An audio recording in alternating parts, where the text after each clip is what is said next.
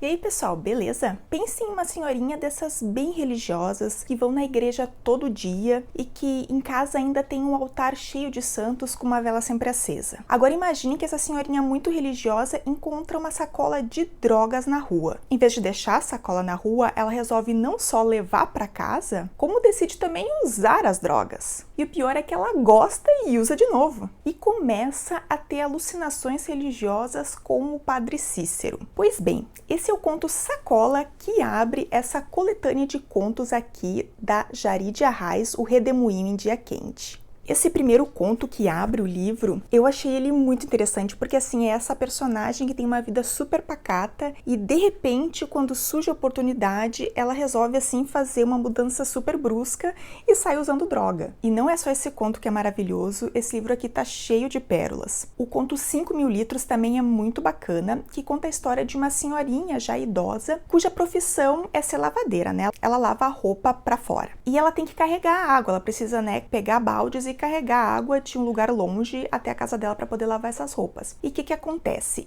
Por esses baldes serem muito pesados, ela acaba caindo e se machucando e quebrando alguma parte do corpo que eu não lembro exatamente qual. E aí a filha dela vai ajudar ela. Só que a filha dela, assim, vê que a mãe, né, vai precisar ficar sem trabalhar e o trabalho dela não é bem remunerado o suficiente que permita que ela ajude financeiramente a mãe. Então ela resolve aceitar uma proposta meio indecorosa. Ela topa virar amante de um cara dessa cidadezinha aí que tem um pouco mais de condições. Ele é dono de uma joalheria. Então ela topa ser amante dela e em troca ele dá, adivinha o quê? Dinheiro? Não. Ele dá a oportunidade de ela trabalhar para ele na joalheria. Um dia ela vê a esposa do cara aparecendo e aí para aquilo ali é a gota d'água para ela e ela resolve, né, passar a mão em algumas joias. Aí na segunda vez que ela vai fazer isso, ela é pega e aí a coitada da mãe dela tem que tirar ela da cadeia porque ela foi presa por roubo. E aí boa parte, né, do dinheiro que ela tinha juntado acaba tendo que ir, né, para contratar um advogado para tirar ela da cadeia. E eu achei um conto muito interessante porque ele tem várias coisas que a gente consegue ver na vida real, como por exemplo, o idoso que muitas vezes mesmo sendo aposentado precisa continuar trabalhando, o idoso que se machuca.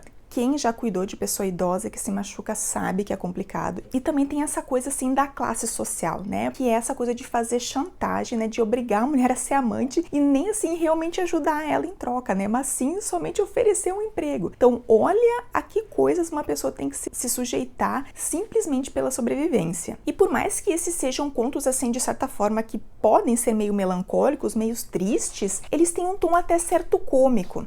Um outro conto que também é bastante cômico é um conto chamado Moto de Mulher, que é sobre uma moça que compra uma moto e começa a trabalhar de mototáxi. Só que ela ainda não conhece exatamente, né, as rotas da cidade, ela não sabe dirigir muito bem, ela não sabe exatamente como cobrar, e aí ela se coloca numa situações assim que acabam sendo meio prosaicas, mas cômicas, que é uma coisa assim que ela fica muito revoltada, porque ela, por exemplo, assim, uma hora a moto cai, ela não consegue levantar direito, e por mais que seja uma dificuldade, aquilo é engraçado. Eu acho que talvez eu tenha achado engraçado pela essa habilidade de tentar olhar para as próprias desgraças com um certo humor. Outro conto que eu gostei muito é um conto chamado Voz, que é sobre uma mulher trans que ela começa a vender lanche na frente de hospital para poder juntar dinheiro e participar de um concurso de transformistas no programa do Silvio Santos. Esse livro aqui, ele fez parte do PNLD literário de 2020, se não me engano, e eu li com meus alunos. E aí é interessante nesse conto Voz que a autora ela não usa necessariamente a palavra trans no conto. E os meus alunos, numa primeira leitura, eles não se deram conta que era uma mulher trans. Eu consegui entender pelo contexto, mas eles não pegaram as sutilezas, assim. O nome do conto é Voz, porque enquanto ela tá vendendo esses lanches na frente do hospital, ela meio que finge que é muda, para eles não perceberem que ela tem a voz grossa. Então foi um mecanismo que ela achou, assim, para evitar o preconceito das pessoas. Então, isso que é interessante, né? O conto é Voz de uma personagem que acha sua voz fingindo ser muda. E outra coisa também que me fez pensar, principalmente agora que o Silvio Santos morreu, assim, várias pessoas apontaram, né, que ele foi um cara que apoiou a ditadura, que ele era um cara reacionário, coisa e tal, mas também muitas pessoas apontaram, assim, nas redes sociais coisas bacanas que ele fez, assim, e eu acho que isso, de certa forma, mostra o quão humano ele era, né, pessoa que, assim, que cometeu erros, mas que também tinha seus méritos. E uma das coisas que eu penso assim, pra minha geração, eu acho que talvez esse concurso de transformistas dele foi o primeiro contato que muitas pessoas de nós tiveram com pessoas transgêneros, com crossdressers, com drag queens, etc. E eu acho interessante que aquilo era visto como algo socialmente aceitável já naquela época, né? Então talvez esse programa tenha sido um dos precursores para esse tipo de coisa no Brasil. E é aqui que essa personagem deposita assim todos os seus sonhos. Ela meio que tem uma existência muito complicada, que a existência de quem ela é verdadeiramente é meio que praticamente negada para ela nessa cidade. E ela vê como esse programa do Silvio Santos, assim, ela vê um objetivo de vida. Então eu achei assim um conto bastante inspirador e me fez ficar bastante pensativo. Como vocês podem perceber, assim, os contos têm seus momentos engraçados, cômicos, ainda que sejam melancólicos. Tem contos assim que dão uma certa esperança, como foi o caso de Voz, mas tem contos também assim que te arrebentam, que são extremamente tristes. Um deles é um conto chamado Gesso, que é sobre uma mulher que ela vai numa novena, numa casa, e elas estão lá rezando. Se eu não me engano, é numa novena que ela vai. E ela tá lá rezando, e aí ela percebe que o marido dela tá chamando ela para voltar para casa. E ela sabe, ela já é uma mulher que sofre violência doméstica há muito tempo, ela sabe que o marido dela vai acabar sendo violento com ela naquele dia de novo. E aí ela começa a inventar, assim, que ela meio que ela tá tendo uma visão, e ela meio que começa a inventar que ela precisa rezar mais, e não quer sair daquela casa, porque ela sabe que quando ela chegar em casa ela vai apanhar. E aí ela meio que entra madrugada dentro rezando, pra evitar esse contato com o marido. E ela tá rezando pra santa, de certa forma, é uma proteção pra ela, porque ela sabe que o marido não vai ter coragem de entrar na casa de outra pessoa, arrancar ela da frente da imagem de uma santa e bater nela. Ela sabe, então, de certa forma, assim, a santa e aquelas outras mulheres que estão ali rezando são, de certa forma, uma proteção. Mas aí, enfim, chega um momento que o marido perde a paciência e tenta arrancar ela de lá. E aí, eles entram num conflito e ela pega a imagem da santa, perdão pelo spoiler, e atira essa santa nele e acaba matando ele. Não era um momento, era um momento que ele já tinha soltado dela, então não é exatamente uma legítima defesa, mas foi a oportunidade que ela viu de conseguir se livrar daquele relacionamento abusivo. E aí, esse conto me lembrou muito um conto da Lúcia Berlim chamado Carmen, que é uma mulher que tá numa situação mais ou menos semelhante. Ela tá num relacionamento super,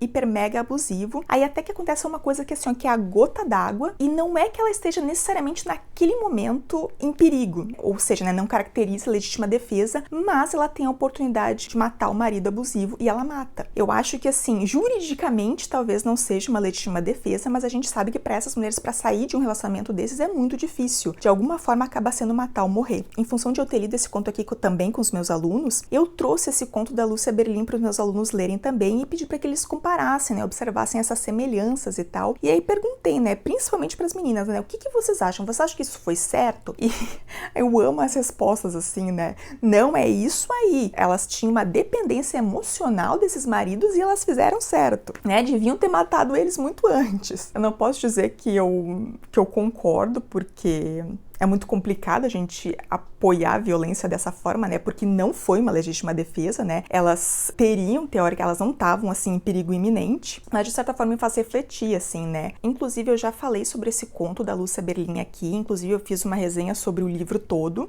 e eu vou deixar o link aqui embaixo na descrição do vídeo, tá? Outro conto sensacional é um conto chamado Os Fatos dos Gatos. É um conto sobre um gato que aparece morto e depois vários outros gatos vão aparecendo. Só que, na verdade, é meio que a protagonista do conto que, pelo jeito, tá alucinando e vendo esses gatos, porque tem outro personagem que também entra na história e ele não vê os gatos. E aí, na hora, eu lembrei, né, daquele conto clássico, O Gato Preto, de Edgar Allan Poe. E aí, o que eu fiz? Levei o conto Gato Preto também para os meus alunos fazerem essa relação. E foi muito bacana, porque assim, eu já tinha levado outro conto do Edgar Allan Poe para os meus alunos lerem e não fez muito sucesso. Agora, esse do Gato Preto, assim, gente, os alunos ficaram encantados. Eu fiz uma prova, e uma das questões da prova, né, qual foi, dentre os contos que nós lemos esse trimestre e tal, qual foi o seu conto preferido? E o Gato Preto foi disparado, assim, o preferido da galera, sabe? Principalmente porque tinha essa dúvida, assim, né, de que, para quem não sabe, né, o conto do Edgar Allan Poe é sobre um cara que ele é um cara que tem problemas com álcool, e aí ele acaba matando o próprio gato, mas o gato que meio que reaparece, e aí ficou meio que um debate se esse gato que reaparece era realmente outro gato, ou era um outro, ou talvez era uma alucinação do personagem. Então ficou um debate muito interessante. Daí surgiram várias teorias mirabolantes, e uma delas era de que o gato era vampiro. Achei maravilhoso. E aí o fato também de eu ter trazido esse conto do Poe enriqueceu, né, o debate sobre esse conto aqui da Jaridia Arraes, né, pra gente poder conversar se essa personagem estava realmente imaginando, se esses gatos realmente existiam. Essa coletânea de contos aqui, ela vai mencionar muitos animais ao longo das histórias, assim. E tem um conto chamado Como é Cair num Buraco, que eu não vou dizer exatamente o que acontece, mas assim, a gente acha o conto inteiro que é sobre uma coisa, mas na verdade é sobre outra. E deixa a gente, assim, meio chocado, sabe? Mas é outro conto maravilhoso, só que esse eu não tenho coragem de contar exatamente o que é, porque vai estragar a história. E eu achei, assim, esse livro aqui muito diverso, sabe? Porque, assim, nós temos personagens idosos, nós temos pessoas trans, nós temos pessoas bissexuais, nós temos, assim, muito questionamento de direitos dos animais. Ele toca em temas muito difíceis como violência doméstica e assédio sexual. E também trata muito sobre a vida de pessoas pobres que precisam, assim, se submeter a condições horríveis de trabalho para que possam sobreviver, como é o caso, né, da mulher que topa ser amante para poder ter um emprego, da menina que não sabe ainda andar de moto direito, mas resolve virar mototáxi, da mulher que prefere carregar água em balde para não ter que trabalhar em casa de família porque é um trabalho muito humilhante. Eu acho que é uma reflexão muito interessante, né, sobre a classe trabalhadora como um todo. Esse é o terceiro livro da Jaridia Arraes que eu leio. Eu já li um livro dela sobre cordéis, que eu fiz um vídeo há muito tempo atrás, e eu li um outro romance dela chamado Corpo Desfeito, que é um romance, assim, que eu até achei interessante, e aí eu fui discutir ele no clube de leitura que a gente tem aqui, que é o Leia Mulheres de Porto Alegre, e aí alguém mencionou uma coisa, assim, que me deu um clique, e aí agora eu quero reler o livro para ver se eu consigo enxergar essa coisa nas narrativas, sabe? Eu não quero falar para não dar spoiler também. Mas assim, então assim, é esse o nível que a Jaridia Arraes mexe com as minhas ideias. E dos 3 livros que eu li dela, esse aqui é o melhor disparado. Eu achei esse aqui uma coletânea de contos excelentes. E são contos que funcionam muito bem em sala de aula. Esse livro aqui, ele tava no PNLD Literário de 2020 e foi assim, ó, uma escolha muito acertada, que promove um debate muito interessante com os alunos, principalmente alunos de escola pública, que são alunos que pertencem a famílias de classe trabalhadora, que passam por essas dificuldades, que permite que os alunos se enxerguem nessas histórias, né? A gente sabe o quanto é importante pra gente, né, pegar por esse gosto da leitura e a gente conseguir se identificar, conseguir se enxergar na literatura. Pra quem não sabe, a Jaridia Arraes, ela é uma escritora do Ceará, então aqui todos esses contos, né, são ambientados no Ceará. Eventualmente ela menciona os nomes de algumas cidades e tal, menciona elementos da cultura do Ceará, como é o caso do Padre Cícero. E assim, gente, eu já falei isso quando eu falei de uma outra escritora do Ceará, que é a Socorro Racioli, que eu também gostei muito de ler. Eu não sei, gente, eu não sei o que tem na água do Ceará que só vem escritor sensacional de lá. E aí eu falei isso esses tempos no falecido Twitter e as pessoas me indicaram, sei lá, mais uma meia dúzia de escritor do Ceará. Então eu tenho muito escritor do Ceará para ler pela frente. Esse vídeo sobre o Oração para Desaparecer da Socorro Racioli eu também vou deixar aqui na descrição do vídeo, tá? Então, gente, meu veredito é esse. Esse é o melhor livro de Jaridia Arraes que eu li até hoje. Leiam e venham conversar comigo sobre esses contos, tá? Por hoje era isso, pessoal. Um beijo e até a próxima.